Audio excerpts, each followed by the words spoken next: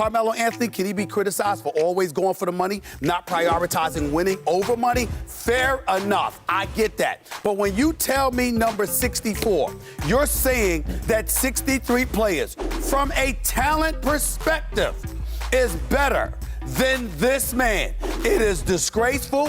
It is garbage. And I am sick and tired of people hiding behind the brand that is ESPN, pretending to know a damn thing about basketball when they clearly do not. There is no one, I repeat, no one with knowledge about the game of basketball that would look at the NBA today and say that 63 players in the NBA are better than Carmelo Anthony. And I don't have the list in front of me. You know why I don't have the list in front of me? Because I didn't even bother to look. That's how garbage I think the poll is.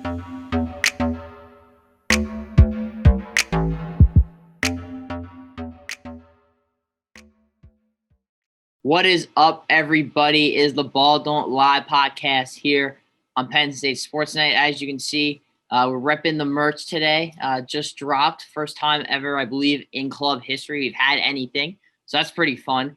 But got a lot to talk about here. The NBA technically starts on Friday. I mean, preseason games. I mean, Matt, I remember just kind of getting a notification LeBron Anthony Davis not playing on Friday. And I was like, wait, what? What are you talking about? I'm like, oh my God, basketball's back. Yeah. And we all knew that Anthony Davis and LeBron were not going to play. They're probably not going to play all preseason, I would imagine. Just like most of the big name players that went deep into the playoffs this past season. So I still can't believe the NBA is starting this early, but I'm not going to complain about it. Yeah, I mean, it's just crazy to turn around. I mean, the offseason just flew by like that.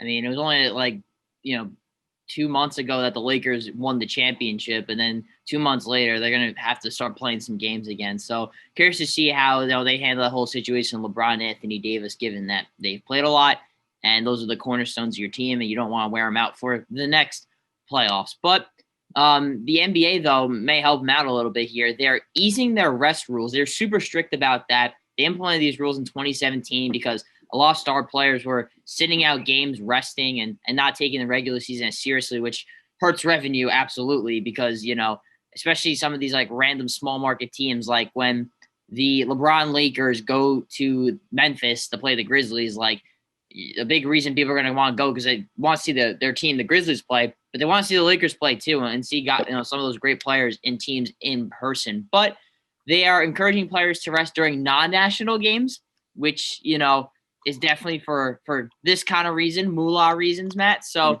do you think about the NBA doing this? Are they just trying to look out for the players or look out for themselves?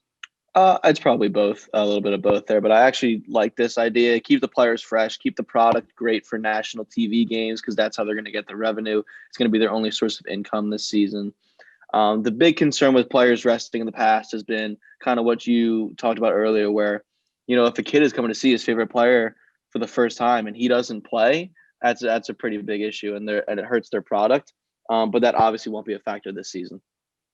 Yeah, I guess that's a good point. It really isn't a factor this season, so I didn't even think about that. But other ways the NBA is trying to help out these teams, they're giving them each team $30 million for financial issues caused by the pandemic. And while I get that, I still don't exactly know what this money is being used towards. Maybe it is up to the team's discretion.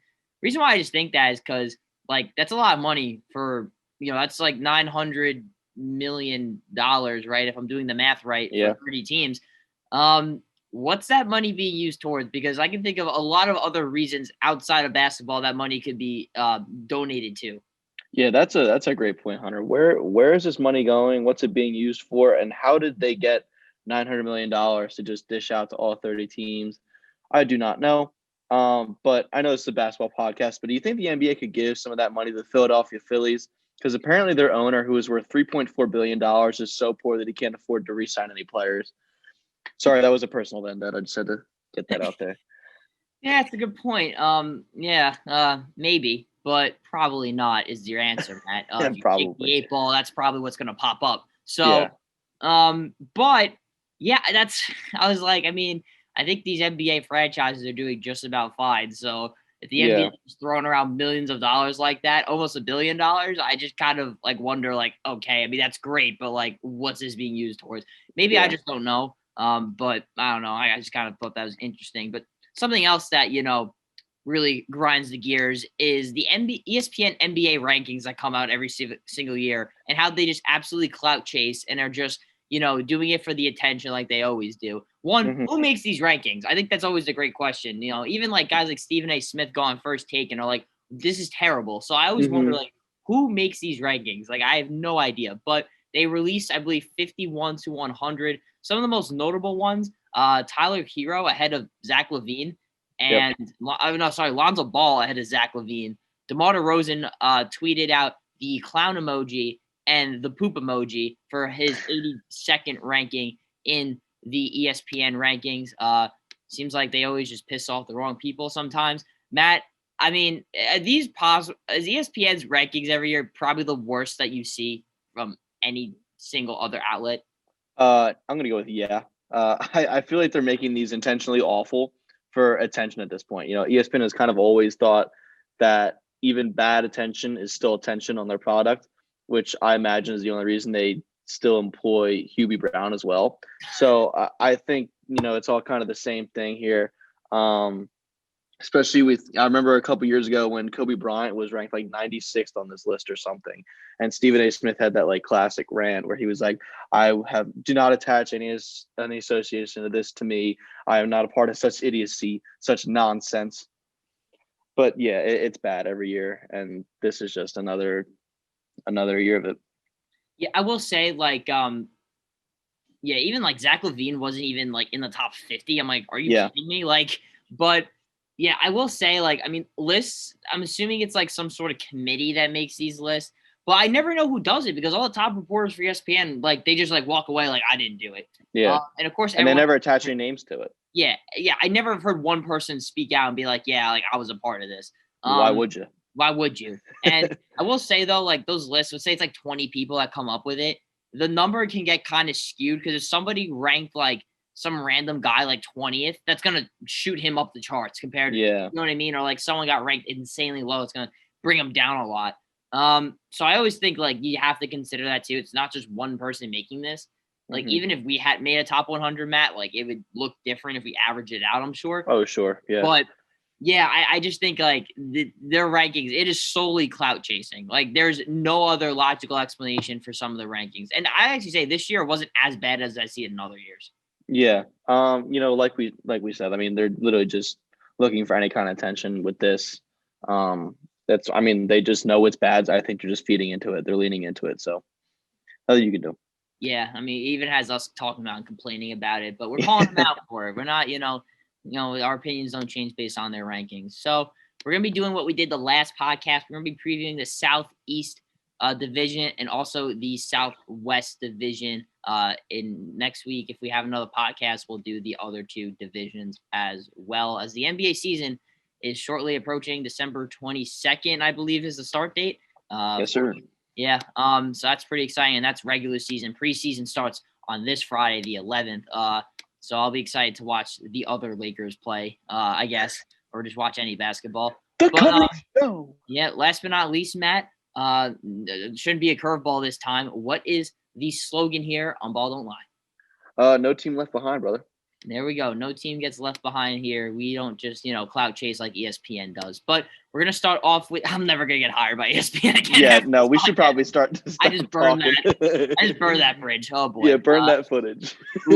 But this podcast will never reach the YouTube. But we're going to talk about the Eastern Conference champions first, and that is the Miami Heat. And what a run they had, Matt. I mean, they were the 5 seed and breezed their way pretty much to the NBA Finals, where they gave the Lakers a tough 6-game series. A lot of people didn't even think it'd get the 6 games, but it did.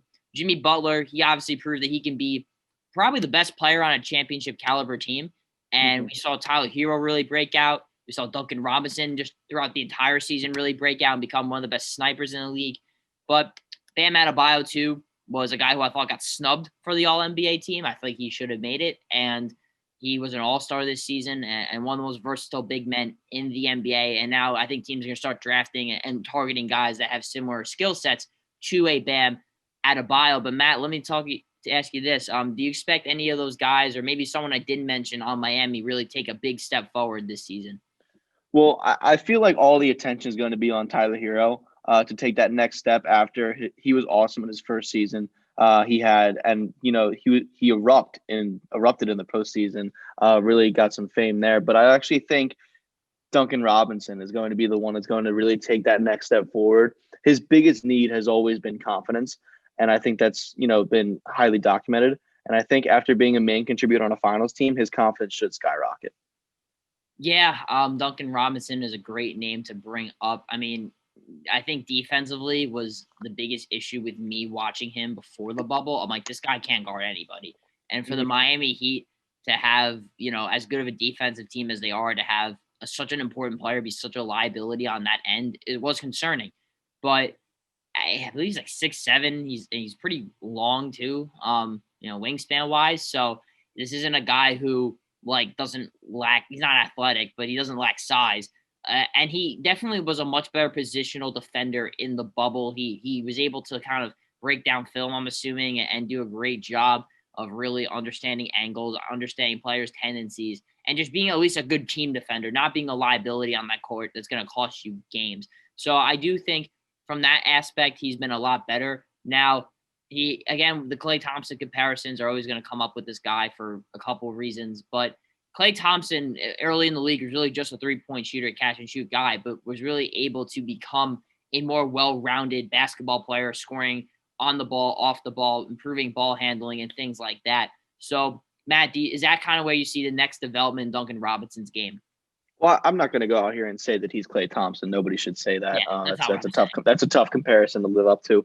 But I see similarities in their game, especially with him being so young right now, and young Klay Thompson as well.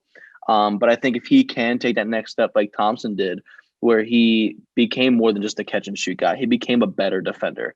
If he can do that, he could potentially reach maybe Klay Thompson level, maybe be an all-star, or at very least be considered one of the best 3-and-D guys in the league. Yeah, and I think a point that we have to make too is that we just saw the Miami Heat play, and in theory, we almost did see these guys kind of break out in a sense. So you kind of wonder how much better a guy can possibly get in 2 months. Like Tyler Hero's breakout. I guess a question I have, Matt, and maybe you can help me answer this too. Like is that Tyler Hero going to translate? Is that like the new Tyler Hero? Was that just a guy who had a really good run for a couple weeks, or is this the Tyler Hero we're going to see? One of the big young up and coming stars in the league. Well, I think it's tough to say, obviously, because he is such a young guy. Let's not forget that he's barely 20 years old. So he's got a lot of room to grow. But the only way that he can grow is just, like you said, there's 2 months here between the NBA Finals and the start of this season. But for a guy like that who is so young, the only way he's going to get better is by continuing to play. And honestly, I think, this short layoff will kind of help him because he's going to get a lot of basketball in and not a lot of time. Yeah, and he proved that he can be, a valuable contributor on a championship team in his rookie season. He's not afraid of the moment. I think a thing that I saw it at Kentucky, and more so even in high school, but a lot of people it kind of went over their head, is how good Tyler Hero is, creating off the dribble. I think people kind of thought he was just like a catch and shoot guy. And I was like, that's definitely not his game. Like, he's a guy who can score on all 3 levels legitimately. And I think that's what the Miami Heat did a good job, is putting him in the situation where he has the ball in his hands. And so I imagine that they are going to continue putting the ball in his hands more frequently. But let's talk about some of the additions and some guys that came to the team, some guys that left.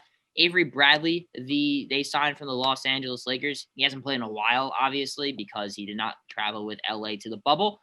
But he was a starter for the Lakers, one of their best, if not their best, on-ball defender on the perimeter. So I figure he'll fit nicely into Miami, and typically a winning player. They took Precious Achiuwa with the 20th pick. Love that fit. He's a raw big man, but has a lot of potential and very mobile and athletic. Mo Harkless, too, might start, Matt, because I was thinking they lose Jay Crowder there. He goes to Phoenix, and I'm figuring starting lineup's going to be Bam, Butler, Robinson.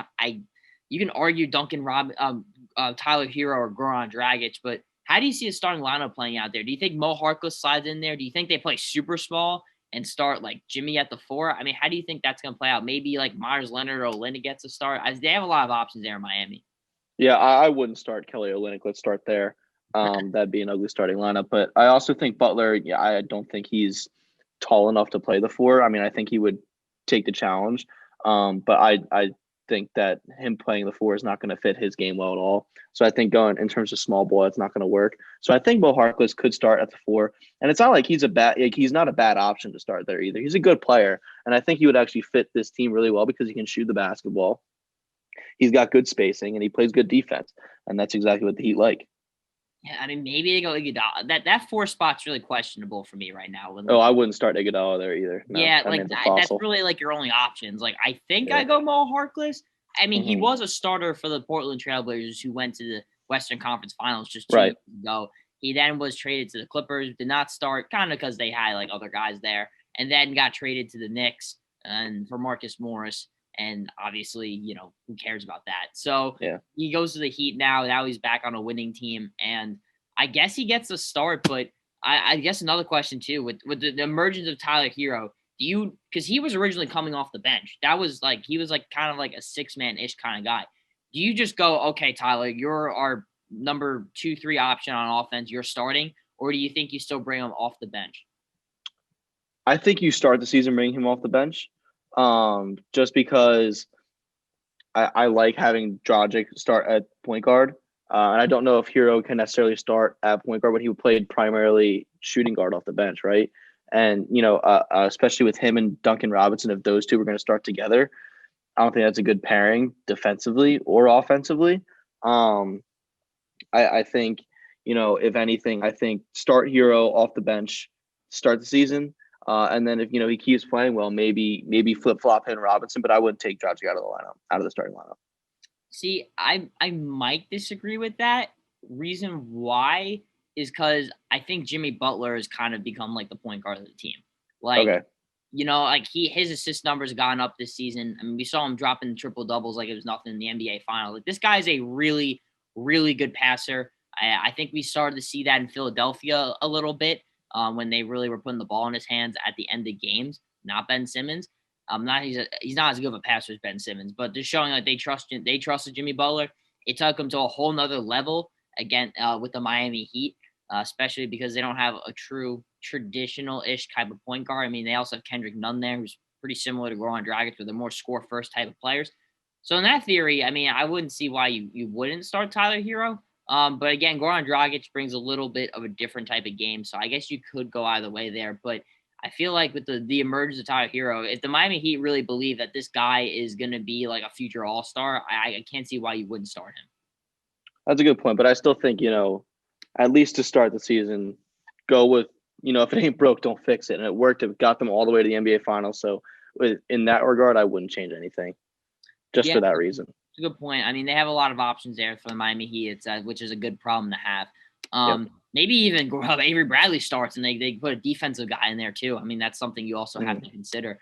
But I want to talk about Erik Spoelstra real quick. And this isn't particularly pertaining to entering next season, but I think this guy's a Hall of Fame head coach. I mean, he has gotten so much out of his teams. It seems like every time players go to the Heat, they're better. And when they go to other teams, they're not nearly as successful. And I think a lot of that has to do with the culture and the coaching of Erik Spoelstra. Do you think this guy does not get the credit he deserves?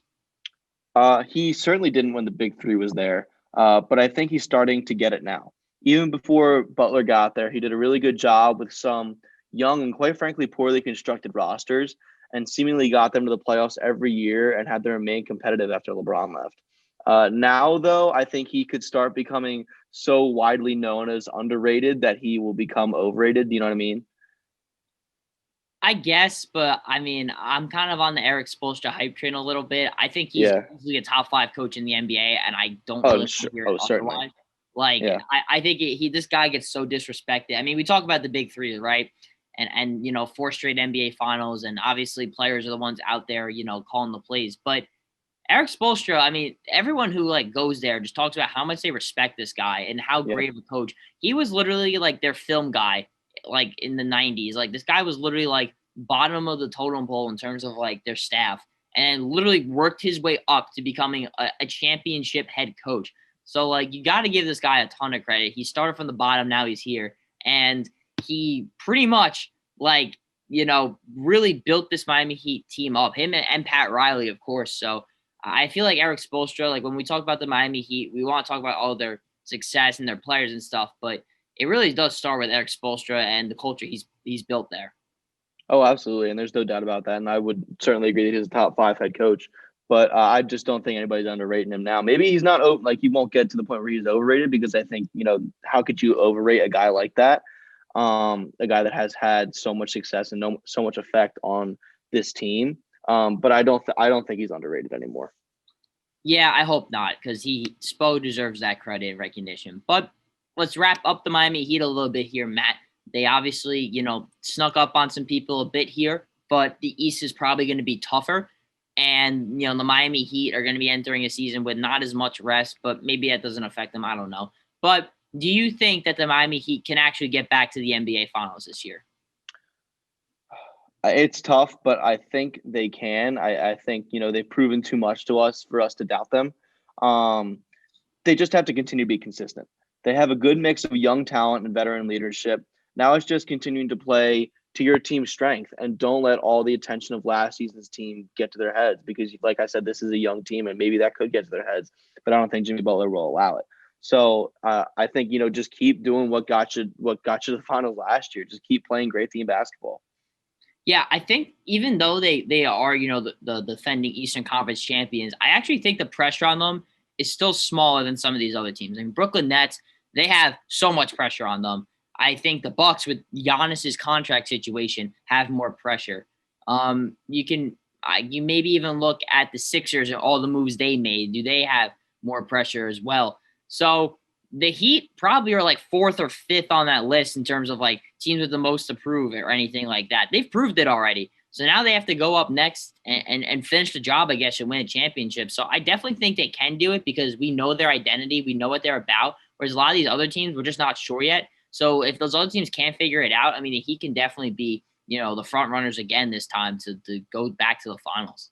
Yeah, it's so rare to see a team that makes the NBA Finals the year before come into the next season and continue to be pretty underrated team in terms of, when you talk about the top teams, not only in the Eastern Conference, but in the entire NBA, and they're oftentimes not brought up. Yeah, I forgot what the Vegas odds were, but I think they were like 7th or something in like best odds to like win the finals, which I think is kind of crazy considering that they're literally returning a pretty similar team from last season. Yep. So I think you could argue even they got better with the addition of Avery Bradley on defense. Yeah, no, you can. I mean, he's a great on-ball defender. This guy's an all-NBA type of defender. That's, everyone made a big deal that he wasn't there for the Lakers. They still won a ton of games without him, but you do want a guy like that on your team who can pick up your opposing point guards 94 feet, which I think the Heat needed that guy. I don't actually think they had that guy last season. Now they have that guy, so got to give him credit there. But let's talk about probably the most boring team in the NBA, and that's the Orlando Magic. They didn't really have a whole lot of an eventful offseason. If anything, it probably wasn't a good offseason for them. They get Cole Anthony with the 15th pick in the draft. They also signed Dwayne Bacon from the Charlotte Hornets. Interesting, Chuma Okeke will begin their season with the Orlando Magic. He was out last season, tore his ACL actually in college in the Elite Eight against Auburn. That was a terrible injury. I remember watching that game and just like felt so bad for the kid because he was really helping his NBA draft stock. He still went, I think 15th overall, like around there. So still was, a pretty highly sought out player. But they also lose DJ Augustine, being the Magic, their starting point guard. They lose Wes Iwundu to the Dallas Mavericks. He was a rotational player for them, a guy they drafted. But Matt, I guess we'll start off with some of these young players. I just mentioned a couple of them. They also have Markelle Fultz. They have Mo Bamba as well. How do you see some of these guys panning out this year? Has Mo Bamba done anything in like 2 years? Like this dude is only relevant because of that song. No. But he has literally done nothing in the NBA. Like every time I see a highlight of him, I'm like, wait, he's still in the league? Which is crazy because he's only drafted 2 years ago, but it's so often that people forget about him. In terms of Markelle Fultz, he actually looked like a starting caliber point guard for the Magic last season, something I never thought would be possible after watching him forget how to shoot a basketball for my team. I'm really looking forward to watching Cole Anthony play, though. I think he got kind of underrated in this draft class. He was the clear best player on an awful UNC team last year, and I think that kind of hurt his stock and hurt his game a little bit as well. But he's still a special talent. I think he'll actually thrive there in Orlando. He's gonna have the chance to. Well, yeah, I will say for Cole Anthony, I think the Magic's actually a pretty solid place for him to get drafted because he's at least going to stumble into opportunity. I'll figure he'll start off as the number 2 point guard there. I think Markelle Fultz will get the start, and rightfully so. I'm excited to see Markelle Fultz, really kind of thrive. I mean, he'll never live up to the number 1 pick. Let's be honest, but that's okay because he's turning himself into a pretty good NBA player. He's pretty good on defense, at least. And he's a good playmaker. If he's able to consistently shoot the ball, which he has shown at least flashes of getting better at it, then potentially he can be a pretty solid NBA player and fits the Magic well because that's a team that kind of, thrives on the defensive side of the ball. I'm not as high on Cole Anthony as you are. I think he was one of the most overrated players entering the draft. He fell to 15 for a reason, even though he was a consensus top 5 pick entering the draft. He can score the ball, but a very inefficient player. I think he's a little dribble happy. He's a turnover machine. The guy takes terrible shots. Like he reminds me a lot of Dennis Smith Jr., who we all loved coming, into the draft out of UNC. At NC State. We talked about, wow, what a steal the Mavericks got at 9. But then you realize, oh wait, that AAU ball doesn't last forever. You're not, the best player on your team anymore. So unfortunately, you're gonna have to play within a system, and it doesn't really work out because you don't know how to play without the ball in your hands. Cole Anthony's also really only a one positional defender. He can play defense, but he really can only guard point guards because of his size. Whereas Markelle Fultz is 6'5" with like a 6'8" wingspan. He can guard multiple different positions on the court, which is pretty good for him. So that's my take on the Orlando Magic. Mo Bamba, that was probably the worst place for him to get drafted because he can't play alongside Nikola Vucevic, who is a pretty good NBA player and one of the many guys that the Orlando Magic love to overpay. As long as with Aaron Gordon and Evan Fournier. But despite all those terrible contracts, I am actually excited to see Chuma Okeke play because I liked him a lot coming out of Auburn. He fits today's modern NBA. Kind of remind me of like a Trevor Ariza-ish type of player who can really, space the floor with the 3-point shot, but actually showed more of an ability to play, in the post and step out to the perimeter. He's a little bit bigger than Trevor Ariza. So I'm excited to see him, but I don't really have very high expectations for the Magic this season, Matt. No, like you said in the beginning, they're definitely one of the more boring teams in the NBA. They're the epitome of mediocrity, which is where you do not want to be in the NBA because you're either getting stomped in the first round of the playoffs like they have been every year for the past 3 years, or you're getting a low lottery pick, and that's exactly where they are right now, and they're not getting any better. Yeah, and, guys like Aaron Gordon and Vucevic, they'll be fine for them this season, I'm sure. They will not have Jonathan Isaac, though. He tore his ACL in the bubble, and they've already ruled out that he's not playing this season. So that's a big blow to not only the Magic, but also, his contract. He's up for a contract extension in the next offseason. So that's a shame for him because he's a very, very talented player. But, Matt, let me ask you this. What's your expectations for this team? Do you think they make the playoffs? Do you think that's one of the teams that's going to not make the playoffs this season from last season? How do you think Orlando's season plays out here? Well, like I said earlier, this team is mediocrity written all over them. I will bet everything I own that they will be in that play-in tournament featuring the 7 through 10 seeds. I guarantee you they'll be in it. I don't know what seed they'll be, but they're a lock to be in that tournament. Maybe. I don't know. I feel like they actually may slip a little bit. I know they are mediocre. They are mediocre. I 100% agree with you there. But I think that they're one of the teams that got worse in the Eastern Conference, while a couple at least got better. And I kind of just wonder, what are they playing for? How motivated is this team? I'm not saying they're not. We'll see what Steve Clifford does with that team. But I think that's a question to be asked because another team that we'll talk about next year got a lot better, in my opinion, in the offseason. And they're going to be a team vying for one of those playoff spots. And that is the Washington Wizards. Now, let's address the elephant in the room here, Matt. They get Russell Westbrook from the Houston Rockets. He reunites with his former head coach and Scott Brooks, a guy who they have a very close relationship. And he was one of the guys who, could actually had the courage to speak up to Russell Westbrook and, be able to kind of, get on his level a bit and get on him unlike other coaches have. But he really helped Russell become the player he is today because he was a really raw player who never really even played point guard coming out of UCLA. They send the former number 1 overall pick, John Wall, to the Houston Rockets, as well as a 2023 first-round pick, Matt. So let's talk about the Wizards side of this trade here. Break it down for us. How do you think they make out? Well, I think it makes them better. just because they'll have more certainty around them with Westbrook. You know what you're going to get from him. You didn't know with Wall because of all the injuries. But my expectations for them this season are not probably as high as yours. They're in that play-in tournament at best, but it does not put them among the Eastern Conference's Elite Six teams, in my opinion. I think there's a steady decline after you talk about those top six teams in the Eastern Conference. I'm really interested to see how he and Beal play together, considering they're both going to want the ball in their hands, and they'll both likely be thinking that this is their team. And when the game's on the line, you just got to wonder who's going to be the guy with the ball in their hands. Well, I think that, John Wall and Bradley Beal, when they played, were really good together. Again, I consider Beal got a lot better since Wall last played.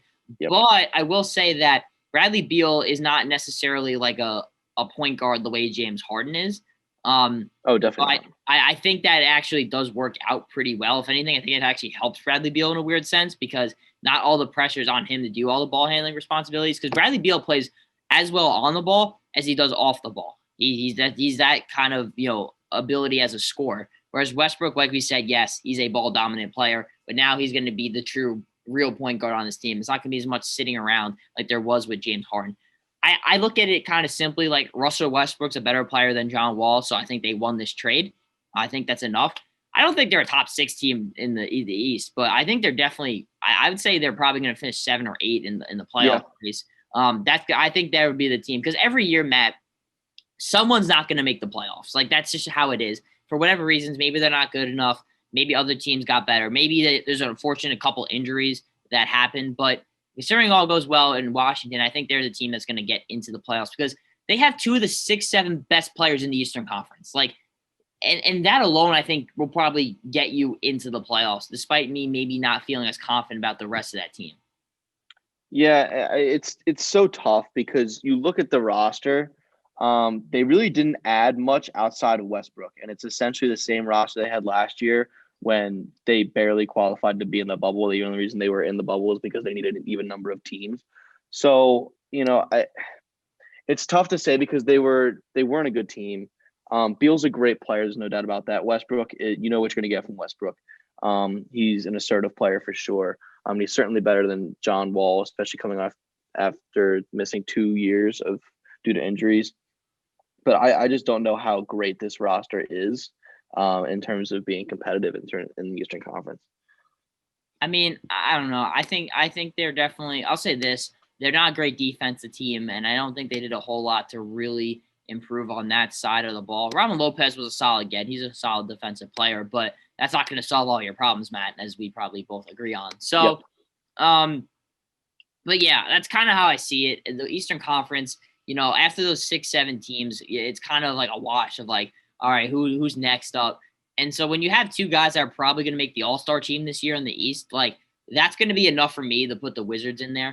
And I think, the fact that now's a little more excitement within Washington now. And I think that having Westbrook there, while people want to talk about, how bad of a teammate he is, literally every single guy who has played with Russell Westbrook says that he's like the best teammate they've ever had. Like this guy will go to war for you. And I think having a guy with that kind of mentality, and I think the Wizards lack that. I think they lack the guy because I don't really know if there's any single player in the NBA that can like play the freaking Charlotte Hornets on like a Tuesday night and bring that same intensity as for like an NBA Finals game like Russell Westbrook can. Yeah, I mean that's a good point, and it's certainly an underrated part. I think not only in basketball but in all sports is that intensity and that team culture and all that stuff. It's incredibly underrated, and it's a huge human element part to sports, and people will oftentimes forget that these professional athletes, while they're on a pedestal, they're humans just like us. And having relationships with people is very important. And, maybe that does get the Wizards over the hump and make them a better team. And, with the Wizards, we saw at their peak, the best they were was a 3 or 4 seed in the Eastern Conference with John Wall and Bradley Beal. And maybe they can get back to that. But I just think the Eastern Conference is very top heavy right now. Yeah. And I think something to kind of bring up too, and this is kind of like looking ahead, but you'd probably say like it takes like 3 kind of star level ish players to kind of win an NBA championship. And we saw technically the Heat really only had like 2, and so did the Lakers. But I also think like it was a little bit different circumstances. But I will say, I mean, the Wizards have checked off the box with 2 of them. They got Westbrook and Beal there. They're 2 probably top 25 players in the NBA. Like, so if you're able to get one more guy there, maybe he's on that roster right now. Maybe he's not. Probably not. But I think that they have enough pieces there that they can maybe even trade for somebody sometime down the road and get like a big 3 there in Washington and then become a legit contender in the East. Yeah, I don't know. I mean, I think something significant would have to change with this roster for me to be sold on them being a legit team in the Eastern Conference.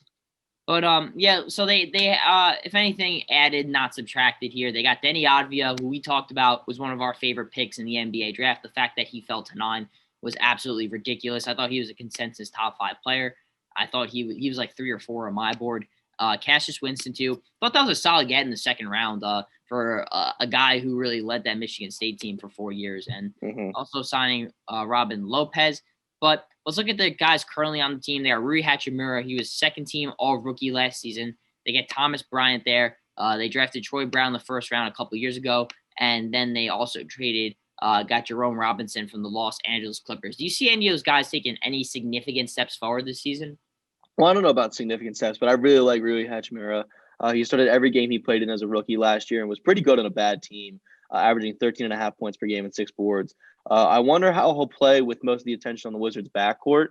I think he could take a step forward, but I don't know about a significant step forward. Yeah, I have to agree with you. I'm not the biggest Rui Hachimura fan. I think he's a guy who's a fine offensive player, but not the greatest three-point shooter. And defensively, I think he's a little suspect. But I don't know if his game fits today's at modern NBA.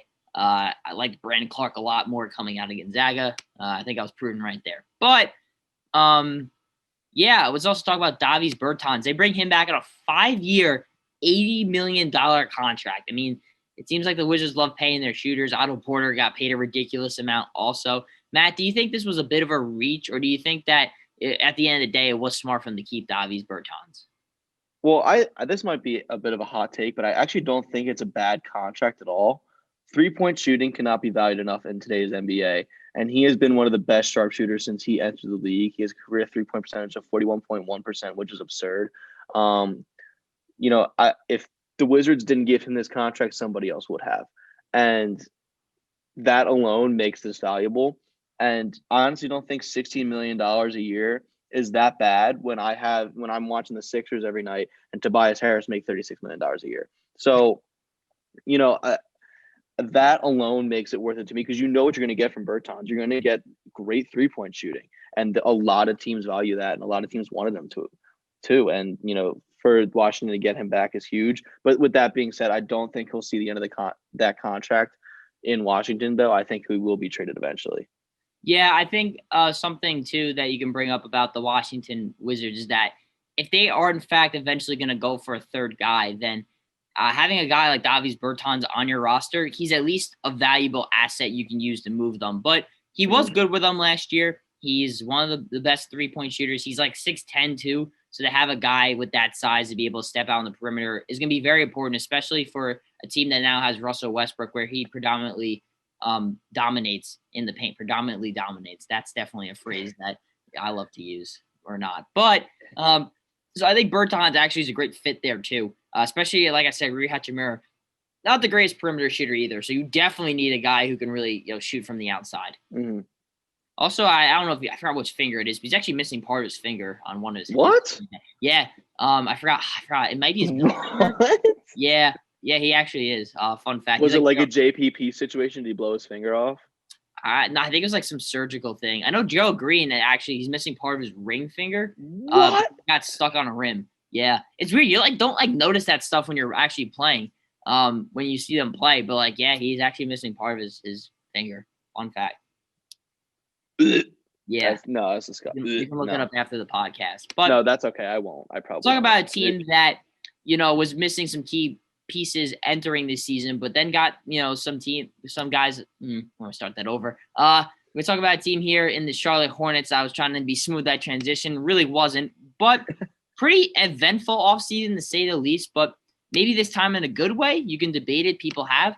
But the biggest move in free agency, of course, was getting Gordon Hayward for a 4-year, $120 million contract. There's a lot of people on either spectrum. Some people saying you overpaid him. Some people saying, well, it's Gordon Hayward. He's a pretty good player. You don't know. Maybe he'll be healthier and really be a good player for them this season. Matt, were you surprised by the move? Did you agree with the move? What's your take on the Gordon Hayward side? Well, I was certainly surprised by the move. The whole, leaving Boston and becoming an outright free agent thing kind of came together quickly.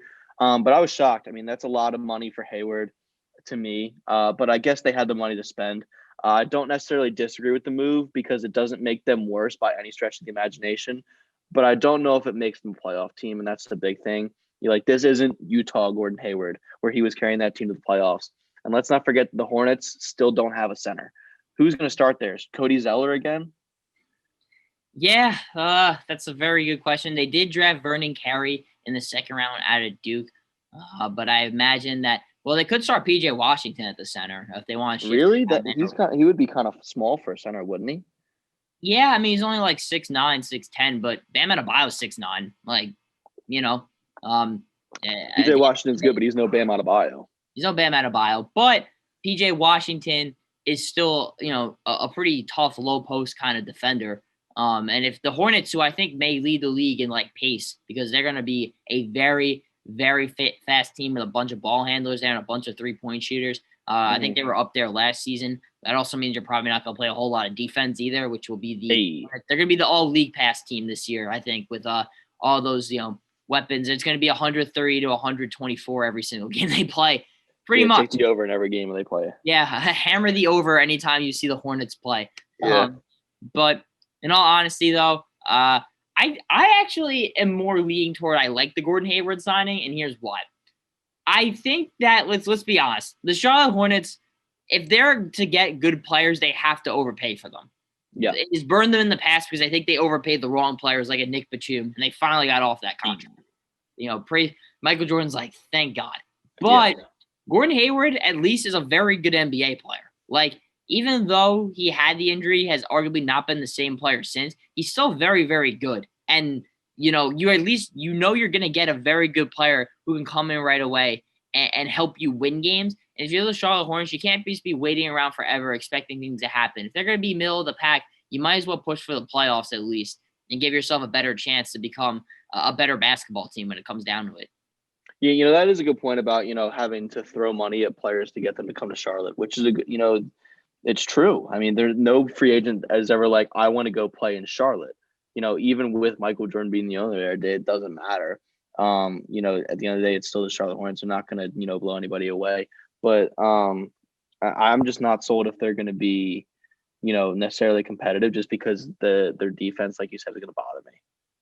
Yeah, I mean, that's kind of what's holding me back with this team because I think offensively they're actually pretty good. They got some guys there who can do a lot of different things. But defensively, that's always kind of been like the thing I harp on with teams. I'm like, teams that don't play defense typically are bad teams because really anybody can score in today's NBA. When very, very little teams have a hard time putting the ball in the basket. The scoring averages have gone significantly up in the last 5 to 10 years. But let's talk about the flashiest move they made, and that was LaMelo Ball, taking him 3rd overall in the draft. That was a big draft selection, probably the biggest one the Hornets have had in a very, very long time. So, Matt, let me ask you, how does he fit with this young crop of talent that the Hornets currently have?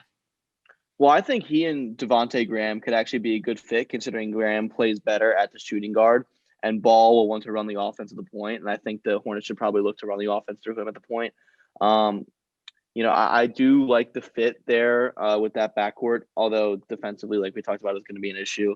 But something very underrated with Ball is the fact that, he is young, but he's had experience playing professionally. So I don't think there's going to be as big of a transition for him necessarily playing in the NBA, even though he is so young. And like all these other kids that are coming out of 1 year of college and still like 19, 20 years old, he's going to have an advantage because he knows how to play professional basketball, even though it was, a Lithuania league or the Australian league where it's obviously a huge step down from the NBA. It's still professional basketball. Yeah, it's a good point too, and I think that is it's a great point, Matt, because LaMelo Ball, who's a little bit of a wild player, he's at least gotten legit professional coaching compared to some of these other kids who, there's kids now who aren't even going to be playing in college. So For LaMelo Ball to be seasoned, he knows what it's like to live that professional lifestyle in terms of traveling and the regimens, in practice, pre-game, post-game, treating yourself so that you can be prepared for the next game. I think that is very important to bring up. And again, the fact that he does have an older brother, of course, Alonzo, who's done it before, only helps him too. Now all three Ball brothers are in the NBA, but looking at LaMelo Ball here, I think he's got to be the favorite to win Rookie of the Year this year. A lot of the reason why people win Rookie of the Year is opportunity, and he's going to get a whole lot of it. I highly doubt they start him coming off the bench. I think that they're going to start him right away and be like, all right, LaMelo, even if you're going to make mistakes, even if there's going to be rough patches, I think you just got to let this kid loose. And I think he's going to put up some pretty good performances as a result. He'll have his rookie walls and his struggles, but I think LaMelo Ball, I believe in the talent in him. I think he was maybe one of the most, like you said, Matt, pro-ready players coming in, can make an immediate impact right now type of players in the entire draft. So I think he is going to come in right away. And I think that's going to – I'll say, yeah, that'll be my pick to win Rookie of the Year this year, LaMelo Ball. Yeah, I actually agree with you there. I think, he is the favorite right now because he's obviously the most recognizable name, which helps him. He's the most flashy, which helps him. But also, like I said, the most professionally polished, having played in the pros in two different countries. Obviously not the same as the NBA, like I said, but nothing to sneeze at. And I think that's going to help him right away. And the fact that he's probably going to start right away, like you said. If he doesn't, I guess Terry Rozier would start instead. But, look, if you're the Hornets, you need to give the keys of the car to him right now and see what he's got and, give him a chance to prove himself and learn on the fly. And I think he will. And I think he'll really take advantage of the opportunity. Yeah, well, I think the Hornets too, they kind of, when Kemba Walker left, they kind of lacked like a true face of the franchise. And LaMelo Ball, they took him 3rd overall to be the face of the franchise. So we'll see if he's ready for it or not. But let's talk about some of these other complementary pieces surrounding LaMelo Ball. Devontae Graham, we've harped on a little bit already. He was a guy who probably arguably could have won Most Improved Player of the Year. The jump he took, he went from being a nobody to a very good NBA player in his second season coming out of Kansas. PJ Washington also was second-team All-Rookie last season. Miles Bridges took a step forward. They also still have Malik Monk on the team. Do you see any of these young players, because we haven't seen them play in a while. Let's not forget the Hornets have not played an NBA game since March. Do you think any of these guys really got in the gym and we're going to see him take a big step forward this year? Well, we've been saying this about Malik Monk for years now and Bridges for a couple years now as well, although Bridges did take a nice step forward last year. I think Monk's time to break out has probably passed. I do really like PJ Washington, though. You talked about him a little while back, I believe.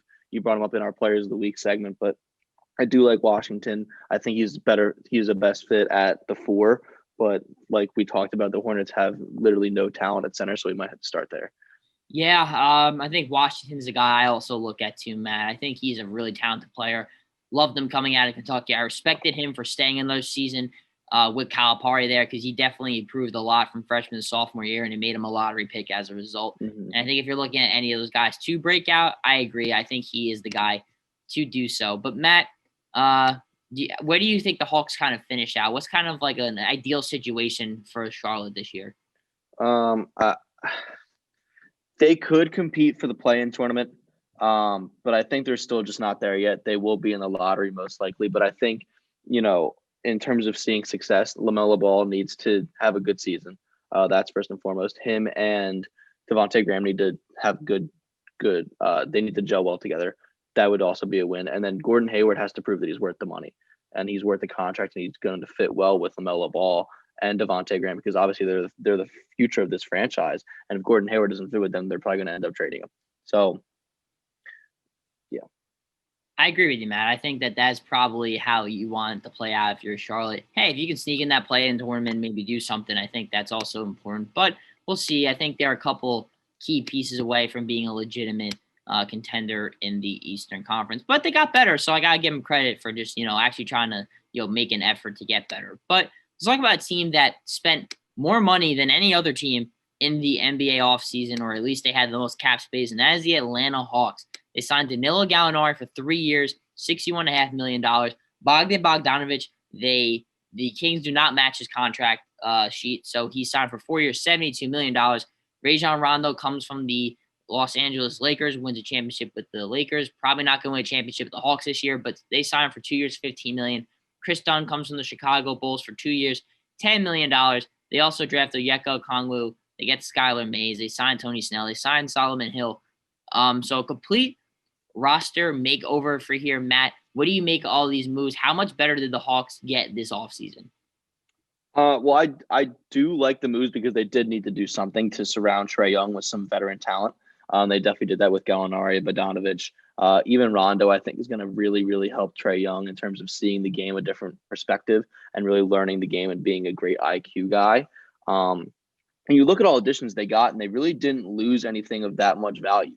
You know, their biggest losses were Vince Carter, DeAndre Bembry, Dwayne Dedmon, and, you know, they brought in a lot more than they lost, which I think is huge. Yeah, that you know, when you look at it like that, they obviously got better. I doubt they're going to be 19-win team again. I believe they won 19 games last season. If I'm being honest with you, though, I really do not like the Atlanta Hawks offseason. I think I've been the biggest hater on it. I said it on our Sports Night segment a couple weeks ago, but I do not like their moves. I really don't, and because the fit does not make sense. Offense was not the issue with this team last year, Matt. We're talking about the Hornets, right? Offense is not their problem. Their problem is defense. The Hawks were one of the single worst defenses in the entire NBA last season. And the only guy they drafted, I think, that helps in that category at all is Chris Dunn, who's a good defender. Not the greatest offensive player, but that's okay because their starting point guard is Trae Young, who is one of the best offensive players in the NBA and one of the single worst defensive players in the NBA. So that kind of cancels each other out. In terms of a mentoring standpoint, I guess, bringing in Rondo helps. But again, that gives them 3 point guards. Not really sure how they all can play together. And Danilo Gallinari, this guy's not even going to start for them. I mean, he apparently is coming off the bench as a sixth man. He's going to be behind John Collins there at the 4. I don't understand why you would even sign a guy for over $20 million a year to come off the bench, Matt. I think just because they had the money. I mean, it gives their bench some scoring depth while keeping some much needed defense and length in their starting 5 and John Collins, because he can also score a little bit. Let's not forget about that. But in terms of paying $20 million for a guy to come off the bench, it's a bit of a reach. And I think they're just trying to get people excited about this team. I think, they're trying to justify them taking a next step forward. Yeah, I guess. I mean, I don't know. I just don't. And again, I just don't like the guys they signed because none of them are great defenders. And I think that's what they really needed. I think they were just spending money for the sake of spending it. But I don't really think they actually really address issues. I also I don't know about you, Matt. I think Bogdan Bogdanovic might be one of the most overrated players in the NBA at this point. I mean, this guy couldn't even start on the Sacramento Kings. He's 28 years old. This is not a young player. I know he hasn't been in the league that long, but he was overseas for a while. So he's 28. And at his best, he's a 13 point per game scorer off the bench. I think he probably starts, though, with Atlanta. But, I think he's more of a guy that puts up good numbers on a bad team, if anything. I don't know about you, Matt, but what's your take on Bogdan? Am I wrong? I don't think you're necessarily wrong, especially when you bring up the point that he came off the bench for the Sacramento Kings. $72 million is a lot.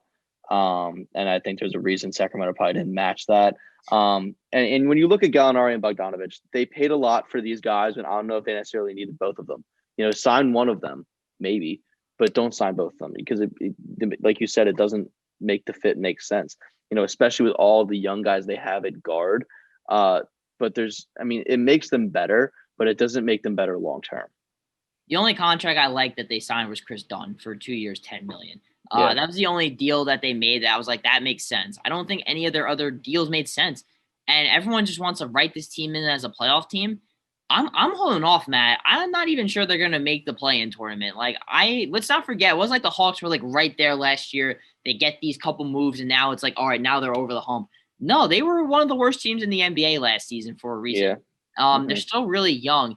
And I'm going to say right now, I do not think the Hawks are going to be a playoff team this year. I don't love their signings, and I think they're still ways away from being that. Yeah, I was kind of convinced with this offseason, but I think you've kind of talked me off their ledge a little bit, especially with the whole defense thing and not really, they have so many players that need to play in terms of young guys. They have Cam Reddish, they have Kevin Huerter, and they have DeAndre Hunter. They all need to play and they all need to progress because that's why you drafted them. And, having Gallinari, who's going to need minutes because you're paying him a bunch, and Bogdanovich, who you're going to have to play a lot of minutes because he's probably going to have to start, and because you paying him so much, like they're going to affect their development. Yeah, you're absolutely right, Matt. I mean, you look at Cam Reddish, DeAndre Hunter, 2 top 10 picks. Kevin Herr's a guy they really like as well. They call him, I think they call him like the Velvet Mamba or something like that. That's God. But do you see any of those guys like breaking out this year? Again, the Hawks, one of those teams that haven't played in a long time, so you figure these guys are in the gym getting better. Do you see any of them taking a big step forward? Or do you think that because of a lot of the new pieces they have there, it's going to hinder their growth and we're not really going to see them live up to that full potential? Well, I mean, we know what Herder is at this point. He's a 3-and-D specialist without the D. So I like Hunter, and I think he'll progress nicely eventually, but I think he's still going to be affected by all the guys that he signed. But I think Cam Reddish is the one that the Hawks really want to see that take that next step. And like I said, I don't know if he's going to be able to do that with all of the guys they have there that are going to have to play. Yeah, I mean, you could take it with a grain of salt, but there is every year, the rookie class, they come up with like all these superlatives and stuff. And then everyone said like most likely to become a superstar in the NBA. And you know who got voted it in the class with Zion Williamson and John Morant? It was Cam Reddish. That's the guy they picked. And even Anthony Edwards, coming out of high school, said Cam Reddish is the single hardest player I've ever had to guard. So this kid is super talented. That's what that means. The kid was hitting game winners at Duke. Coach K was putting the ball in his hands for a reason. But wasn't always super consistent. But the talent is there, and I just hope that with all these signings that he can really shine because he's got so much talent. He's getting compared to guys like Paul George for a reason, and I hope for him that he's able to flourish there in Atlanta because I still think they need like another guy to really be like a star to complement Trae Young and John Collins, and I think Cam Reddish they're looking at as the guy most likely to do that. I mean, they better hope so because they've drafted 3 guys in the same position, so. One of them's got to break out. Yeah. But I guess to wrap things up here, Trae Young, of course, was amazing last year. I mean, he took a ridiculous jump. Where do you think he can kind of grow in his game a little bit? And do you think he can even take that next jump forward and be maybe not the best point guard, but like really put himself in that conversation as like one of the best point guards in the league? Well, the obvious thing is the defense for Trae Young. I mean, we know the talent offensively. We know he's a great passer. We know he's a really efficient scorer. Well, maybe not efficient, but he's a great scorer, and he's great at shooting. Defense is where he needs to step up. Obviously, we all know this. This isn't news to anybody. But I do think he'll be better, even if he doesn't put up the same ungodly stats, just because for the simple fact he won't need to do everything for this team. So his stats won't be so gaudy. But he, as a player, will be better overall, I think, just because he won't have to score all the points and, pass all the time, be the offense all the time. Yeah, I think he needs to become a more efficient player. That's kind of how I look at it. His turnover rates weren't great, but I think a lot of that could be because he was doing a little bit too much out there because they didn't have a whole lot of playmakers. So adding Rondo does help that. And they did trade for Jeff Teague. At the trade deadline, he left. They went to the Celtics, but they did try to make that move, which is good. But I do think for Trae Young, becoming more efficient, better shot selection. He gets to the foul line a lot, despite that he's not, he's undersized player, but he does get there a lot. He can definitely score on all 3 levels, and then a great playmaker, one of the best in the NBA. So I think he does take a pretty big step forward, but I think that they need to start winning some more games, and he can show he's a winning player because I will say, he was great at Oklahoma, but they were better when he left. And so, like, they had a better team when he left. And despite him probably being the most talented player in college basketball that season. So you can't deny that, he has to prove that he can be a legitimate winning player first. Yeah, I totally agree with that. And like you said, he hasn't proven anywhere he's gone that he's a winner. He's proven that he's a great basketball player and he's great at passing and shoots a lot and shoots really far and scores a lot, but he has not proven he's a winner.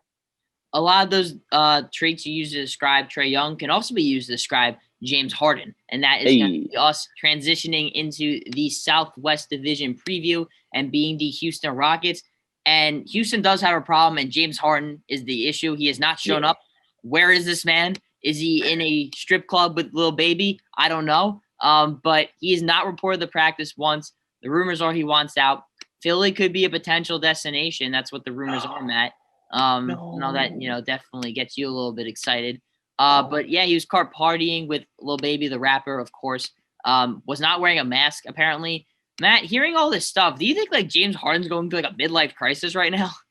Hey, man, you don't have to follow the NBA protocols if you're not technically a part of the NBA season yet. So there's that. Yeah, I think it's gotten to a point where his name has been in so many rumors that he just needs a change of scenery. I don't think he's going to finish the season in Houston if he even starts the season in Houston. I think he'll start it. I mean, just because the season's literally in like a couple weeks. Like, if Hey. someone's somehow able to pull together like a James Harden deal within a couple weeks, I applaud you. That might be the greatest negotiation of all time. But he gave Houston basically an ultimatum: either build a championship around me or I'm gone. He signed still for, I believe, another 3-4 years on his contract. It's one of the biggest in the NBA. So trading him is going to take a lot from other teams. It might take more than one team, essentially. But the way James Harden's kind of approached this season, do you think the Houston Rockets are basically a wash, even if he does play? Yeah. I don't have a lot of expectations for this team just because we don't know what John Wall is, right? We don't know. And, they're in the first year of a fresh new head coach, fresh GM. DeMarcus Cousins was a interesting signing. Damari Carroll, I guess, Jerry Grant. Christian Wood was, I think, their best signing. But even still, he doesn't make them all that much better. I think they're probably going to be, in my opinion, in the play-in tournament. Like, they're not going to be a team, especially with all this turmoil with James Harden. If he even stays there throughout the season, they're so weak in other areas that, and especially since you don't know what you're getting from John Wall, I can't be convinced that this team is a top 6 team in the Western Conference, especially a loaded Western Conference. Yeah, I think, again, like we said every year, Matt, there's always teams that aren't going to make the playoffs that did the year before. I think we're pretty confident the Thunder won't be one of those teams in the playoffs. And I think Houston's going to be the other one. I think they're out. I think this team, I hope that I'm wrong and that they're able to galvanize behind each other and they're able to have great team chemistry. But James Harden's having this attitude entering the season, and I don't blame him, honestly. Like, at the end of the day, like, Houston's kind of like, it's like, what's happening here at this point in my career? I want to win championships. I don't want to play for some team, so please trade me. But yeah, I think, I don't get that same vibe with the Rockets this year. I don't. I think that they really need James Harden. It's a new offense, new GM, new players that haven't really played well together. This sounds like a recipe for disaster, Matt. Yeah, it really does. And, this just seems like it's going to end one way and it's going to end ugly and it's going to blow up in everybody's face. And James Harden's going to come out of it not looking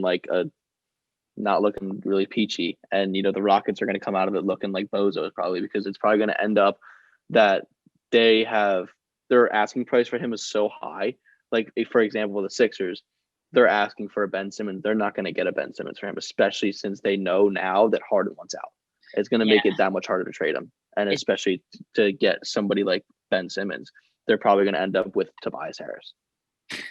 Yeah, I think if you're the Sixers, like Maury's already said, I'm not giving up Embiid or Simmons like this. As you shouldn't. That is not happening. I'm going to try to build around these guys. And he's done a good job. We've already talked about that. But, I think Harden's probably, man, it's going to be an awkward season if he's there, man. I think he's going to be too. But let's talk about a guy who they did get, and that is John Wall. Again, we haven't seen him in a while, Matt. How do you expect him to come out this season? He looks like he's in shape. He sounds, in all these interviews and stuff, he sounds motivated. But realistically, how do you think he's going to perform on the court? I honestly have some pretty low expectations for him. I think he's going to struggle out of the gate, especially if Harden isn't there or the relationship isn't good yet, which it probably will not be considering Harden has not practiced with them yet. But I think like anybody else coming off an injury like the one he had, the more he plays and the more game conditioning he gets, he'll be a lot better. But to start off, I think it's going to be kind of sluggish and not very good. But he does get to play with DeMarcus Cousins again, so that's fun for him. Yeah, that's true. The Kentucky connection there. They're really good friends, obviously. I know they're excited about that. Yeah, I just hope for the best for John Wall. I always enjoyed watching him play. He plays with this kind of like tenacity that I've always really respected. But yeah, my expectations for Houston aren't that high this year. And I think they're one of the top teams that falls in the Western Conference that considerably got better. And one of the teams I think is going to rise in the Western Conference is in-state rival, the Dallas Mavericks. They really addressed, I think, what their biggest issue was, which was perimeter defense. When you have Seth Curry guarding Kawhi Leonard in the playoffs, that's a bit concerning. But they get Josh Richardson from the 76ers in that deal. They draft Josh Green. They also got Tyler Bay in that deal. They draft Tyrell Terry, who's more of an offensive player. They signed Wes Iwundu from the Orlando Magic, who's kind of a defensive guy. They didn't really lose anyone really significant other than Curry. They lose Michael Kidd-Gilchrist, DeLon Wright, Justin Jackson. But I think you can live with that because they have one of the best offensive ratings in the NBA last season ever. One of the best in league history was the Dallas Mavericks. I think they were like second or something. But they obviously have Luka Doncic there. We know how good he is. We know he's box office.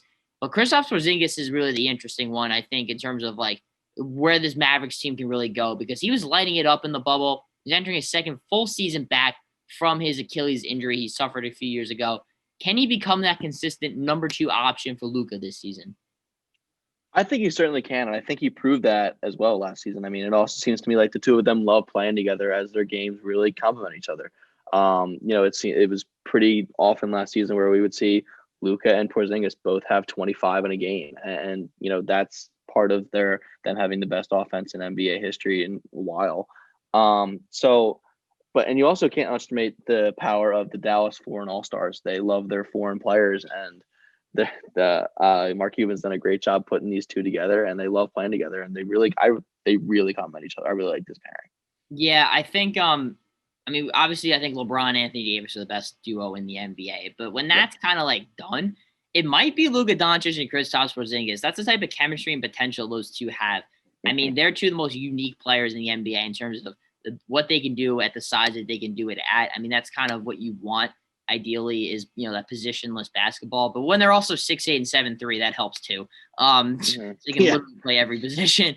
But I want to talk about Luka Doncic a little bit here also. I do agree with you. I think Porzingis is going to be that number 2 guy in that team. He's going to be a threat to deal with. But how good do you think Luka Doncic is going to be this season? What's your expectations for him? I think we've talked about this a little bit in past podcasts, but I think he's an MVP caliber player this year. He was obviously awesome last year. He was awesome his rookie year. But this year, I think he's really going to take that next step and be a serious competitor for the MVP trophy. And if he's not, I would be disappointed. Luka Doncic is my MVP pick this year. Yeah. I think it's his time. I forgot I don't know their birthdays, but the youngest player to ever win MVP was Derrick Rose, and he won it in his 3rd season. I think Luka's going to win in his 3rd season too. Again, I don't know who's older between the two at that same stage of their career. Rose was a one and done. Luka Doncic, I think, was around the same age coming out of the EuroLeague, but I think he's going to be the MVP this season. He was first team All NBA. He was Rookie of the Year. I think that's the progression here. I think the Dallas Mavericks are the 2nd best team in the Western Conference, and I'm saying that with confidence. I know that's a little bold, but I think they're going to finish number 2 in the standings. I just believe in Luka Doncic that much, man. And I think that Rick Carlisle there, they have a great coaching staff. I think Porzingis is going to be a lot better too. And maybe he's an all-star this year. I don't know. But I like, guys like Jalen Brunson and Tim Hardaway Jr. and Maxi Kleber and Dwight Powell. Like they have everything it takes. They got better at what they weren't great at, which was perimeter defense. They have a full basketball team now, and I think the Dallas Mavericks are going to be a lot better than people think. And if they are number 2 in the West, like I think it's going to happen, I think the biggest reason is going to be Luka Doncic. We know he's going to get his numbers. He's only going to become a more efficient player. So I think he's going to be the MVP of the league, and I think Dallas will be the number 2 seed in the West. Well, I don't know if I'm ready to go number 2, but I could definitely see it happening. I think they're definitely a top 4 team in the West talent-wise. I think they will. Their record will reflect that. I think they'll be a top 4 team in the West for sure. Like we said, Luka Doncic is going to be MVP caliber player this year. Porzingis, if he stays healthy, is a perfect complement to him. And then they fixed the only hole they had, their improvement of perimeter defense. They still have great shooting. They still have great guys, and great role players in Max Kleber and Dwight Powell, like you said. So with their improvement of perimeter defense, I think they potentially, I see them as a top 4 team in the West. And at worst, let's say Porzingis gets injured, I still think Luka carries them to at least a 6 or 5 seed in the West. Yeah, we can talk about how the Dallas Mavericks have found their duo of the future in Luka Doncic and Kristaps Porzingis. But Let's shift over to the Memphis Grizzlies. They have a little bit of a similar thing going on there with Ja Morant and Jaren Jackson Jr. Ja Morant was the Rookie of the Year this season. I mean, hands down. I don't think he was unanimous though. I think one person voted Zion Williamson, Yeah, I and Ja remember Morant that. took that personally, like Yeah. like MJ. But Yeah. but anyways, though, he was the Rookie of the Year.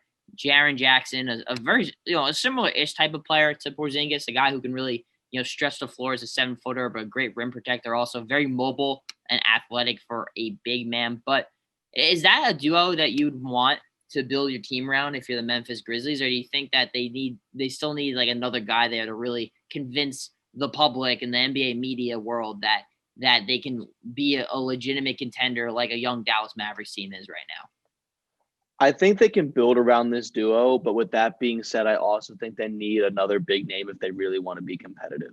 And, we look at this team's additions, they didn't really add anybody that's going to pop off the page, and they didn't lose anybody either. So they're essentially running it back with the same squad they had last year, which was barely good enough to almost make the playoffs. So, and they were competitive for a while. They were in the playoffs for a while until the bubble hit. Until COVID shut down, all that stuff. But, if they're going to run it back with this same exact roster, you're really banking on Ja Morant and Jaren Jackson Jr. to take a huge leap forward in their year 2 of playing together. Yeah, I think Ja Morant is going to take that leap forward. I think I want to say he's going to be an all-star this year, but I haven't really ran it back yet. But I think we've seen some of these top point guards like a Damian Lillard, right? Rookie of the Year, all-star. Kyrie Irving, Rookie of the Year, all-star. Who says Ja Morant can't do that? I mean, especially if the Grizzlies surprise us again and they're like really they're like a 5-6 seed into playoffs. Like, again, there's going to be no all-star game, but the selections I figure are still going to happen. So I think Ja Morant can definitely take that next step forward. If he can become a better shooter, get stronger, which I heard he has, hit the weight room and has gotten more strong. He's insanely athletic. His vision is as good as I've seen any rookie player in NBA, not maybe the NBA history, but at least I've seen watching basketball growing up. And, Jaren Jackson's got all the talent in the world. If he can stay out of foul trouble, if he can be more consistent, he's got the talent to be an all-star too. So, yeah, I think that could potentially be, a big, a big duo, if you will. If they can add a third guy there, that'd be great. I'm not sure that guy's currently on the roster. Love Brandon Clark, though. I mean, I think he's a terrific player and fits really nicely with Jaren Jackson. Like you said, Matt, they really didn't make a whole lot of moves. Was it disappointing to you in your opinion, or do you think maybe sometimes the best move is no move at all? Well, I wasn't necessarily disappointed in their offseason, but I feel like they could have done something, or at least try to do something to surround Ja Morant and Jaren Jackson Jr. with some solidified veteran players. However, I guess it's good that they didn't really lose anybody. And also their draft was awesome. NBA draft Twitter was oozing over their draft, so that's good. I think Desmond Bane is a great pickup for them. But I guess I don't hate their offseason. I think this might be a case of the best move is no move. Yeah, and like I've been super critical of the Atlanta Hawks and how they spend their money. You can argue that like the Grizzlies are in the same boat in terms of like a team that is really young and wants to get better, although they were way better than the Atlanta Hawks were last season.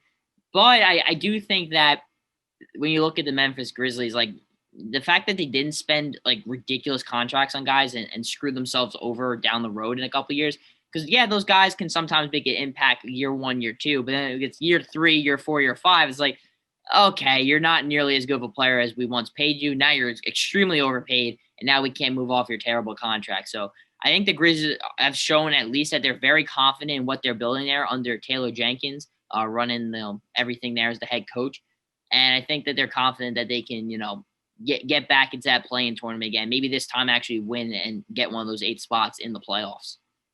Yeah, I think they're at a point now where if they don't make the playoffs, that maybe you deem it as an unsuccessful season for them, because that's part of taking the next step, right? Is they got to make the playoffs now. They were surprised everybody last year with how competitive they were. Now you have expectations. Now you have the expectations of you need to be a playoff team, and you don't need to be a 5 seed or a 4 seed or anything in the top 4, because we all understand how tough the Western Conference is. But if you're not competing in that play-in tournament, it's a disappointment. It's a disappointing season.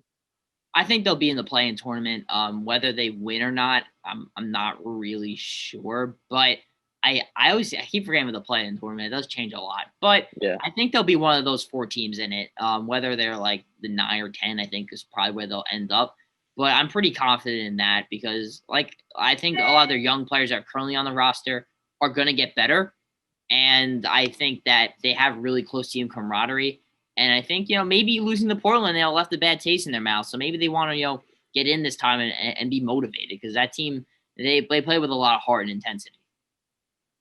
I certainly agree with that. And like we talked about earlier with Miami, is that team chemistry cannot be undervalued. And that's why maybe, like we said, best move is no move in this situation. Maybe that's the case because they're trying to see who they want to keep around and keep that chemistry with Morant. Yeah. But the Grizzlies haven't made the playoffs since like those Grind City days. But a team that normally does make the playoffs every year is the San Antonio Spurs. But they missed it for the first time since 1997, Matt. Neither of us were even born. So this is the first time we in our lifetime have ever seen the Spurs not in the playoffs. Yeah. Little fun fact there. But they didn't have a crazy offseason. They drafted Devin Vassell and Trey Jones. We were both a big fan of their drafts, especially with that Vassell pick. They re-signed Jakob Poeltl to a ridiculous contract. I don't know what that was all about. The only guy that really lost was Bryn Forbes. He is now in the Milwaukee Bucks, but I think you can live with that given the amount of talented guards that they already have on the roster there. But I think the biggest question with the Spurs is what they're going to do with DeMar DeRozan and LaMarcus Aldridge. These are 2 guys that don't want to be on a rebuilding team. Do you think they're going to be able to successfully trade them at some point this season? I just don't think anybody's going to want their contracts. I mean, especially with how little rumors there have been since trading and free agency has started, it just doesn't feel like there's a lot of interest for either guy. Maybe that changes by the trade deadline and the team gets really desperate and they're willing to possibly take on a contract for one of these 2. But as of right now, it seems like the Spurs are kind of stuck with them. Yeah, I think they kind of are. It's just kind of crazy to think like the Spurs like put themselves in this situation because they really did. I mean, it seems like ever since Tim Duncan left that team, they just fell apart. And I know he wasn't the best player when he left. It was Kawhi Leonard at that point. But I think people sometimes undervalue how valuable a certain player can be to the outlook of a franchise. And the leadership of Tim Duncan was really, shown when he retired because not having him there, he was so consistent, obviously a winner, and it really affected the culture of the team and the outlook of that team after he left. Yeah, I mean, like we talked about, team chemistry is extremely undervalued. Again, like this is gonna be like the theme of the podcast: team chemistry, team chemistry and play-in tournaments. Yeah, keyword. But even just having, we were gonna probably look at soon Pop leaving soon, and how is that going to change the culture? And that's probably going to lead into what we were going to talk about next with Pop. Is he going to retire soon? I think this is going to be Popovich's last year coaching the Spurs, unfortunately, because he's been great for so long, but I just don't think his heart is as in it anymore as it once was. And I think Becky Hammon is going to become the next coach. I think Pop's going to have a large reason for that. Yeah, that's a very bold take, but one I 100% agree with, actually. Yeah. It's a shame that one of us isn't a complete idiot on this podcast because we get in a lot more disagreements. Yeah. But I actually completely agree with that 100%. I think that he is grooming Becky Hammon to be the next head coach of that team. We saw her get a bit of an opportunity. She was the head coach of the Summer League team, which is, as much as you can really get as an assistant coach. But she's gotten job offers. I think the Bucks may have offered for her a couple years ago before they hired Budenholzer. I think someone else maybe threw a bit at her too, but very well-respected head coach or really well-respected assistant coach across the NBA. And I think the reason why she's maybe not really taking these jobs is because she feels confident that she can take that San Antonio Spurs job. And I agree with you, Matt. Unless like Popovich leaves the Spurs, which I don't see happening, I think at this point he's like, it's like, why am I doing this for? I've proven everything. Yeah. Might as well, go off into the sunset. And I just don't think he wanted to screw the team over ahead of time. Maybe he does, one of those like Kobe Bryant or one of Dwayne Wade kind of like farewell tours, except there'll be no one there. But which is exactly probably the way he wants it. So yeah, I think that's kind of how their season's going to play out. But I guess, let's look about, they got some talented players there. They got Lonnie Walker, DeJounte Murray. They got Derek White. They got Kellen Johnson. So maybe some of these guys can really break out. But Do you think the Spurs have any shot at making the playoffs this year? I'm gonna go with no. No shot of them making the playoffs this year. If they didn't make it last year with this roster, it's essentially the same roster, and I just don't see anything inspiring on this roster that would convince me that they're a playoff team. I agree with you. I think that this playoff drought will continue for the San Antonio Spurs. But to wrap it up here, let's talk about a team that I'm surprised isn't getting as much press as they've been. That's the New Orleans Pelicans. They had a pretty interesting offseason. Of course, they trade Drew Holiday. They get back Eric Bledsoe in that deal. Also get Steven Adams, too, which I thought was an interesting get from the Oklahoma City Thunder. And then they extended him, too. So he's going to be a long-term fix there. They, of course, hired Stan Van Gundy as the head coach. We've already talked about that, though, in previous podcasts, so I don't want to harp on that too much. Plus, challenging the viewers to actually go check that out. Forgot what number it is, though. But Wendell Gabriel as well, who started a playoff game for the Portland Trailblazers, so maybe that's a pretty solid get. They lose some of their bench in Etuan Moore, Kenrich Williams, Frank Jackson, Jaleel Okafor, but I think they can live. How do you see this Pelicans, this crop of how do you see this like team kind of stacking up with a lot of the other top teams kind of fighting for playoff spots in the West? Theme of the podcast, they've got play-in tournament written all over them. But I think they have the potential of being one of the favorites in that play-in tournament because I think they'll be the 7th seed. I think they will. I think they're going to take a nice step. I think, we're just going to get right into the elephant in the room, Zion Williamson. I think from, with a coach is going to play him more than 50 minutes a game, I think we're going to see a real significant step forward from Zion this year. I would not be the least bit surprised if he was an all-star this season. Just look at the way he played when they took the reins off of him last year. I mean, he was electric from start to finish every time he was on the court. And I think having that alone for all 72 games this season is going to be huge. Yeah, and I think Zion, like, if we're being completely honest, I don't really know if he knew what he was doing out there. And he really didn't. He was just kind of running around. They kind of just threw him in there, like, during the season. It's not like the NFL where, like, your first-round pick, if he's, like, a quarterback, right? It's like, okay, Patrick Mahomes can sit a year, and then, the next year after Alex Smith's done, we'll start him. You get a year to learn. Zion, he was out to start the year because of injury, but this guy is just physically one of the most dominant players in the NBA already. You can't deny it. Probably he might be the best athlete, pure athlete in terms of size, power, speed combination in basketball right now. I think he definitely has an argument to be had there. And I'm sure he has worked a lot on his body this offseason. And I hope for the Pelicans they don't baby him again. If he's healthy, he's 100%. I don't want to see a minutes restriction on him because I want to see the man play. I want to see him go out there and get some buckets. We know how competitive Zion is. He could have shut it down after he blew his foot through those Kyries at Duke in front of Obama. But he was like, no, I never questioned not playing. Like, I came here to win a championship. So you want a guy with that winning mentality like that, like Zion. And I expect him to have a big season. I think he probably will be an all-star this year if he plays the way he did. And I think that the Pelicans are going to be a playoff team this year. Yeah, and the biggest thing is do not baby this man. He wants to play. Everybody wants to see him play. The way they handled his situation last year was a crime to basketball fans. It really was. And it did him a disservice as well. It might have, there's no way to tell whether it saved him from an injury or whatever. But take the reins off the man. Let the dude play and let him figure it out and let him, learn on the fly. Yeah, I just hope they're not like outwardly tanking again like they were in the bubble because that was ridiculous. Yeah, that was ridiculous. Because they literally why do you go there not wanting to win?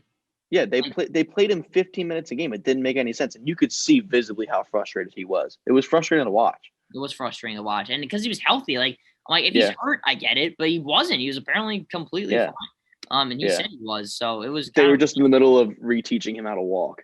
Yeah, but a guy who I think complements Zion really well. I think is because Zion's a guy who doesn't really need the ball in his hands a whole lot or a whole lot of shots to be effective because he gets easy lobs, he gets offensive rebounds, pick and roll action. Not a guy who really dribbles around the perimeter, gets a little fancy. But that's Brandon Ingram. He is that kind of guy, and he was the most improved player. He won the award in the NBA this season. He went from being an up and coming promising player to a potential superstar. He was an all-star for the first time this season, got all NBA votes despite the Pelicans not being a very good team. He got the max contract extension in the offseason, earned every dollar of that, in my opinion. Do you think that was kind of a fluke season for Brandon Ingram, or do you expect him to kind of be a perennial all-star heading forward? Well, I think this season right now for Brandon Ingram is probably more important than even last year when he won the most improved player, because now you got to prove that you're not just the most improved player, that you are this player. You are the player that won that award, because that's who you're going to be. You're going to be a guy who gets 25 points per game. You want to be the Kevin Durant comparison. You got to continue to prove that. And I don't know, this is the distinction. Is that all-star appearance a fluke, or is he just going to be a really good player from now on? I don't know about perennial all-star, because we know how much talent there is in the Western Conference every year.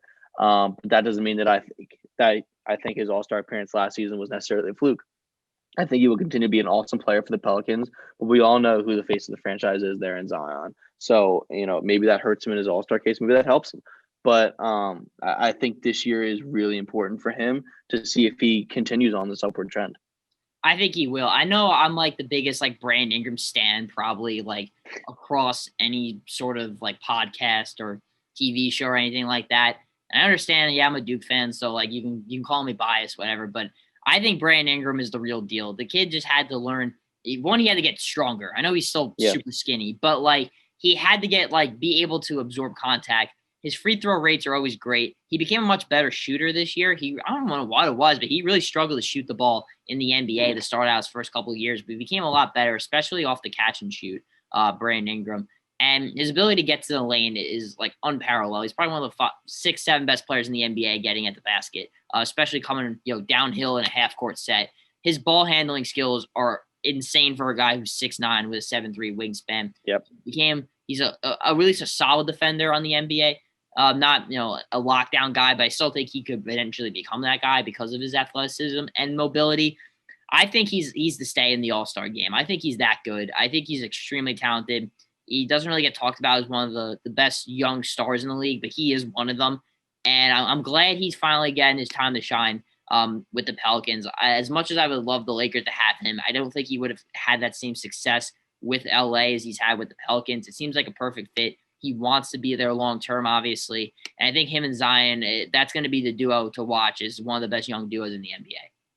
Yeah, and it aligns perfectly because they fit so well together with their game, obviously, and they fit together well in terms of their age. They're really close in age, and they're going to grow together. They're going to, everything they go through, they're going to go through the growing pains together, and they're going to go through all the highs and lows of an NBA season together, which is important. Yeah, Brandon Ingram's only 23 years old. I don't think people realize that. This kid's insanely young. And I had a late birthday in his recruiting class. I think he was the youngest player in the NBA at one point his rookie year. But let's talk about a guy who, a lot of people, ESPN clearly hyped him up, and that's Lonzo Ball. He was the second pick in the draft. Magic Johnson said that he was going to have his jerseys hanging in the rafters. That did not age well at all. And while we want to talk about LeVar Ball and all the memes and stuff about the big baller brand, looking at Lonzo, the player here, they traded Drew Holiday, which to me signals that Lonzo's going to have more responsibilities as the point guard of this offense. Great chemistry with Zion Williamson from the get-go, which was awesome to see if you're a Pelicans fan. Him and Brandon Ingram and Josh Hart have a lot of history playing together since they both all came in the league with the Lakers. How do you see his season playing out? Because on one hand, he really struggled in the bubble. He was one of the most disappointing players there. There was rumors that he wasn't, engaged at all. He just did not look like himself, even from a mental standpoint. But also, too, still a very talented kid. He got a lot better shooting the ball. You even saw his form change a little bit also. Do you think that Lonzo can take that step forward? I'm not going to say all-star or something like that, but become like, a more top-tier NBA point guard in the league? Well, at this point, I don't think Lonzo is going to break out necessarily the way we thought he would with him being the number 2 pick. I think we know what he is at this point, and that's a great passing point guard who struggles at shooting. But I think he pairs well with what this roster looks like, especially with all the guys that can shoot the basketball and score efficiently on this team. Yeah, and I think, too, I'm sure the Pelicans are going to want to play pretty fast, given how young they are. And I think Lonzo is one of the best decision makers in the open court in the NBA, period. Yep. You saw it at UCLA, you saw it at Chino Hills. It translated with the Lakers, and it translated with the Pelicans, too. So I think if they're able – I think Lonzo is best served. It's going to sound a little crazy when, the offense is kind of built around him. If you're telling Lonzo, all right, we're going to build this offense around you, Brandon Ingram's an ISO scorer. He can score as long as he gets the ball in his hands. Zion doesn't need the ball in his hands. he can score pretty much at will when the opportunities are given to him because he's such an efficient player. This roster is constructed really well around Lonzo, which does make me lead to think that he could potentially take a big step forward as long as the shooting's consistent. Great defensive player, too, on the ball. He's a great block steal guy and plays lockdown the defense. He's 6'6", and he's really athletic and very fast. I think people don't realize that about him, but he's a lot bigger than people think. So I think that Lonzo could potentially break out this season. I'm not going to say all-star. I think that's a little far-fetched, but like you said, Matt, I don't think this is a guy who's ever going to consistently average 20 points per game in a season. He's not. But that's not his game either. I think he's a guy who's going to be, a triple-double-ish kind of threat, great passing player, great passer. I say passing player doesn't really grammatically make sense. Good rebounder as a point guard, can guard the best perimeter player on defense, and do all those little things that are going to add up to wins. Yeah, and nobody's asking this man to shoot 40% from three because it's just not realistic for him. But we're also asking him to not shoot 30% from three either. Be efficient, get the ball into your best player's hands. And he's proven that he can do that, and he will do that. Yeah, and I think when we talk about a lot of these young teams, taking the next step forward, I think you and me seem pretty confident in the Pelicans to be that next team. But that is going to wrap it up here on Ball Don't Lie. Glad we got to go through 10 more teams and give some updates on the NBA season. Not sure we're going to have a podcast or not next week. I guess we'll see how things play out with me and Matt's schedule. But if we do, we'll cover the other two conferences so that we get all 30 teams in before the season starts. Again, shout out to Custom Ink. Not that this is a merch plug or anything, but here's the merch. Again, awesome. You even got the little thing on the sleeve here. But yeah, very excited. We had an awesome semester at Penn State Sports Night. This is going to be the last time me and Matt are in the studio for 2020 or anybody for that matter. So appreciate the College of Confident as continue to do our thing. And we'll see you guys, somewhat soon. And we'll hopefully have some basketball to talk about, which is going to be awesome. Yes, sir. Let's get the basketball season rolling, man. Thank you for watching this edition of Penn State Sports Night. If you're a fan of our content, please be sure to subscribe to our YouTube channel for more clips. Also, follow us on Twitter at PSSN TV and on Instagram at PSU Sports Night to keep up with all the action. For all my colleagues, we are Penn State Sports Night.